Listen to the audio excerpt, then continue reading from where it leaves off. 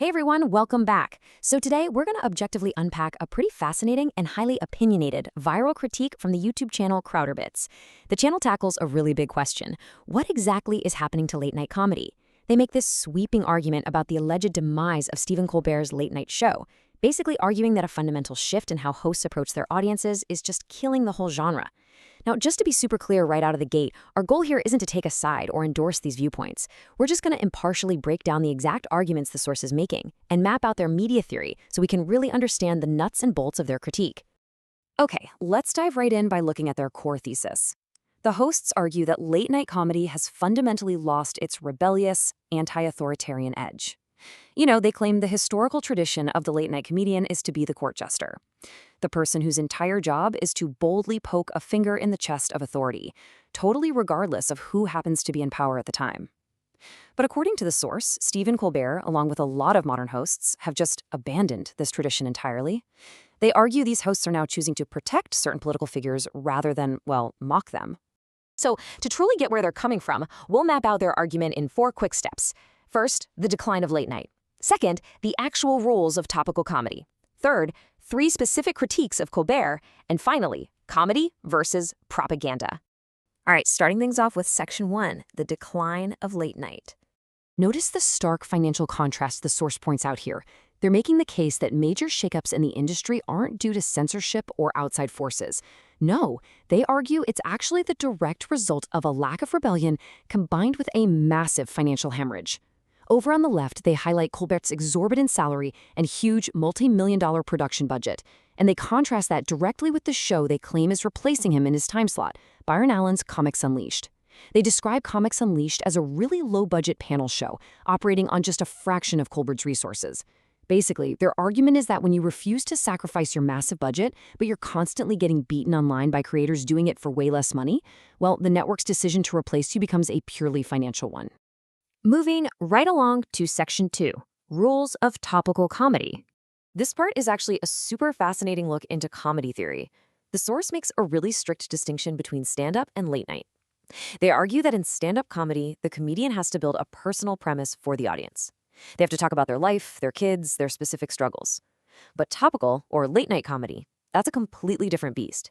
It relies entirely on what they call a universal premise. This means the audience already knows the news story, the premise is already established before the joke even starts. So the late-night host's only job is to deliver the absolute best punchline to a reality we all already agree on. According to the source, if you spend time trying to establish or change that premise, you just aren't doing topical comedy correctly.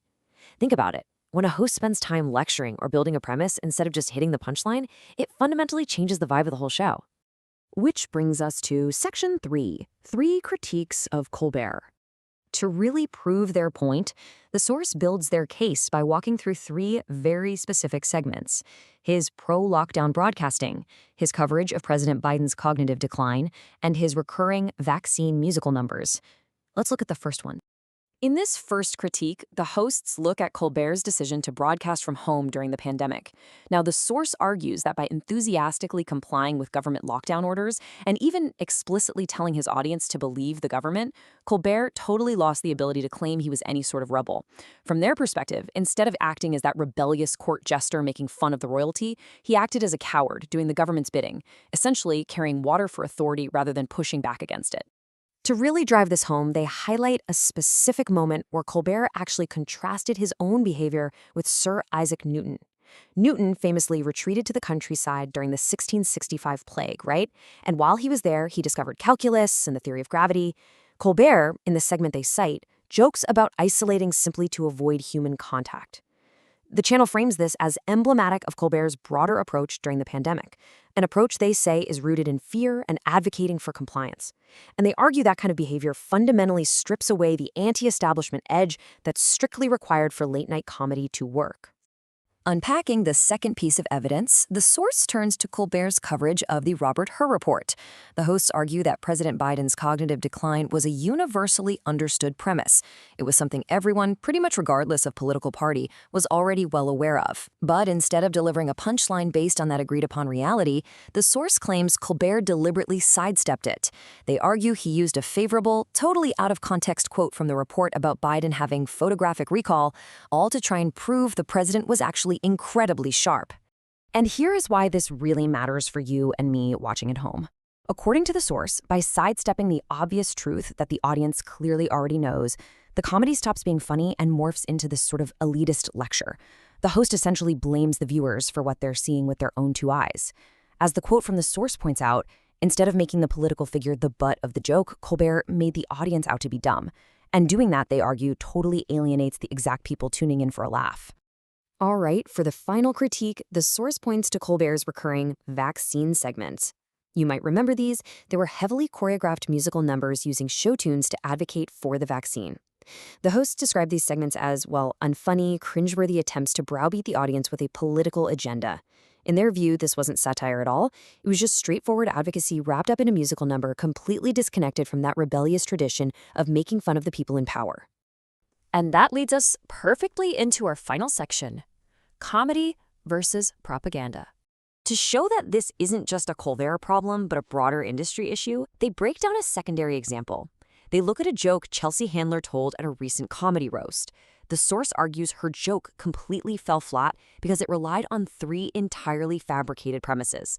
She claimed there was a mandatory draft under Trump, that there were boots on the ground in Iran, and that comedians like Tony Hinchcliffe and Shane Gillis were only successful because they took Saudi money. Well, the source points out that all 3 of these claims are just factually false. They specifically note that Gillis and Hinchcliffe very famously refused millions of dollars from Saudi Arabia.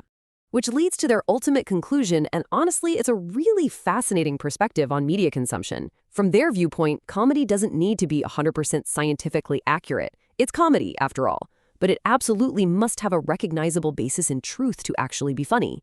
The very moment a comedian or a late-night host prioritizes political narratives or out-of-context quotes and false premises over a reality the audience recognizes, the comedy simply dies. It stops being satire and it starts being propaganda.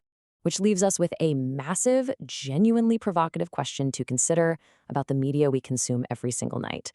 Based on this critique, can late-night television ever find a universal premise again? Or is our media landscape become so heavily fragmented that partisan comedy, or different audiences just living completely different realities, is simply the permanent new standard? It's a really interesting lens through which to view our entertainment. Thank you so much for joining me to unpack all this on The Explainer today, and I'll catch you next time.